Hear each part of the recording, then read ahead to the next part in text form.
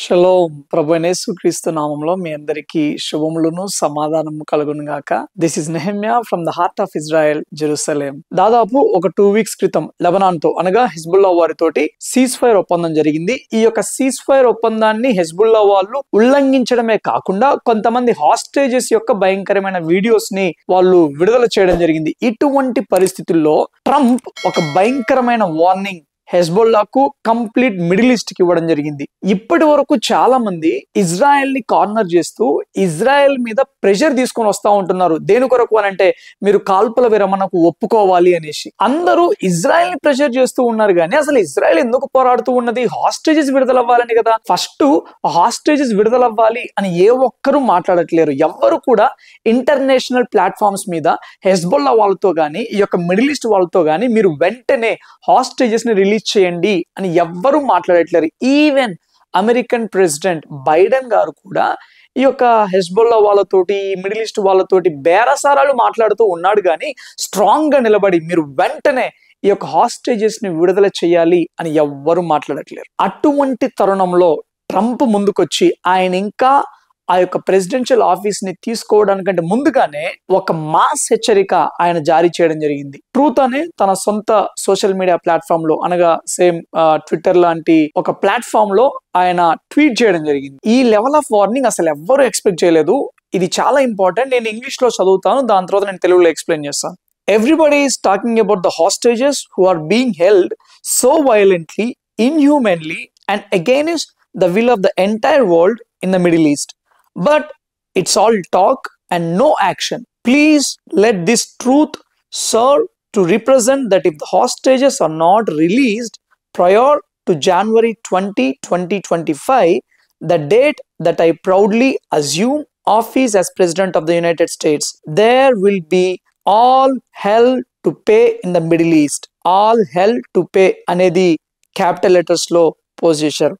And for those in charge who perpetrated these atrocities against humanity, those responsible will be hit harder than anybody has been hit in the long and storied history of the United States. క్లుప్తంగా చెప్పాలి అని అంటే Trump గారు ఏం మాట్లాడుతూ ఉన్నారు అని అంటే చాలా మంది అయ్యో ఈ యొక్క బందీలు చాలా భయంకరమైన పరిస్థితిలో ఉన్నారు, చాలా దీన స్థితిలో ఉన్నారు, చాలా కాలం అయిపోయింది అని మాట్లాడుతూ ఉన్నారు. కానీ ఎవ్వరు కూడా వాళ్ళు తక్షణమే విడుదలవ్వాలని ఒక్కడు మాట్లాడట్లేరు. అన్ని మాటల వరకే పరిమితం అవుతూ ఉంటున్నాయి కానీ అవి కార్యరూపం దాల్చడానికి ఎవరు యాక్షన్ తీసుకోవట్లేరు. అంతేకాదు నెక్స్ట్ ఇయర్ 2025 జనవరి 20వ తారీఖున ట్రంప్ గారు ప్రమాణ స్వీకారం చేయబోతూ ఉన్నాడు. సో ఈయన ఏమంటా ఉంటున్నాడు అని అంటే నేను ప్రమాణ స్వీకారం చేసే లోపు బందీలు గనక విడిపింపబడకపోతే, బందీలను గనక మీరు విడుదల చేయకపోతే మిడిల్ ఈస్ట్ కు మొత్తం వార్నింగ్ ఇస్తూ ఉన్నాడు.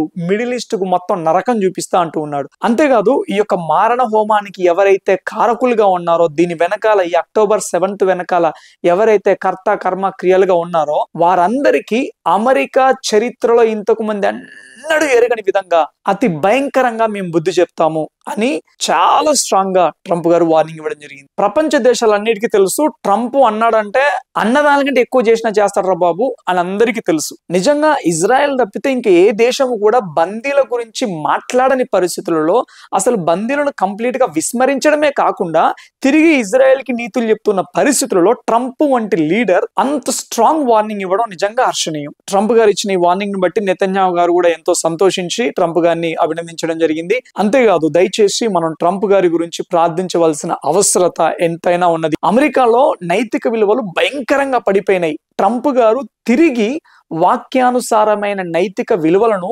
పునరుద్ధరించడానికి ఆయన నడుము కట్టుకుంటూ ఉన్నారు. సో కాబట్టి ఆయనకి భయంకరమైన శత్రువులు తయారవుతూ ఉన్నా గానీ దేవుడు ఆ బిడ్డను ఒక సాధనంగా వాడుకునేలాగున మనం ప్రార్థన చేద్దాం. అంతేకాదు బందీలు కూడా త్వరగా విడిపింపబడులాగున బందీల నిమిత్తం ప్రార్థన చేద్దాము. ఈ యొక్క హమాస్, హెజ్బుల్లా వంటి తీవ్రవాద సంస్థల ద్వారా ఈ యొక్క గాజాలో అయితేనేమి, సిరియాలో అయితేనేమి, లెబనాన్ లో అయితేనేమి అమాయకపు ప్రజలు ఎంతో మంది భయంకరమైన అవస్థలకు గురవుతా ఉంటున్నారు. కాబట్టి వారి నిమిత్తం కూడా మనం ప్రార్థించవలసిన అవసరత ఎంతైనా ఉన్నది. ఇజ్రాయెల్ గురించి సరైన వార్తలు తెలుసుకోవాలి అని అంటే ఈ యొక్క ఛానల్ ను సబ్స్క్రైబ్ చేసుకోవాల్సిందిగా మనవి చేస్తూ ఉన్నాను. Thank you all. God bless you.